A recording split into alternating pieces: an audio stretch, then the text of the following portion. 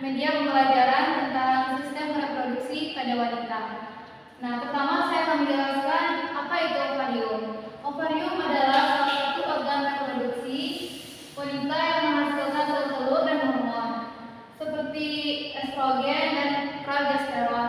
Ini merupakan bagian dari sistem reproduksi wanita yang berperan penting dalam menstruasi dan proses reproduksi. Setelah sel telur dihasilkan oleh ovarium, maka selanjutnya akan diovum. Nah, selanjutnya saya akan menjelaskan tentang ovum. Ovum adalah suatu sel yang dihasilkan oleh ovarium.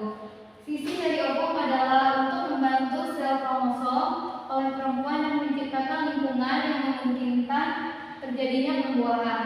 Dan setelah terjadinya pembuahan yang dihasilkan oleh ovum, maka pembuahan tersebut akan disalurkan pada tuba Fallopi. Nah, selanjutnya ke tuba Fallopi. Di tuba Fallopi ini saluran dengan panjang sekitar 10 cm sampai 13 cm dan diameter 1 cm yang berhubungan antara induk telur atau ovarium dan rahim. Kemudian fungsinya sebagai tempat berjalannya sel telur dan ovarium. Dan kemudian menuju ke rahim. Dan populasi sebagai tempat pertemuan sel telur dan sel sperma saat proses pembuahan.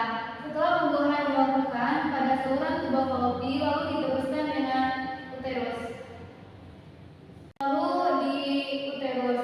Uterus adalah organ-organ otot yang berbentuk buah pir yang berperan dalam menyimpan dan menopang janin selama kehamilan. Dan fungsi dari uterus itu untuk memberi makan menampung sel telur yang telah dibuahi sampai menjadi janin yang siap dilahirkan. Selanjutnya, setelah dilakukan oleh uterus, lalu melalui endometrium. Selanjutnya di endometrium. Nah, di endometrium ini ada jaringan yang melapisi dinding rahim sebelum menstruasi. Di endometrium ini fungsinya adalah menebalkan atau menjadi tempat menempelnya sel-sel telur yang dibuat.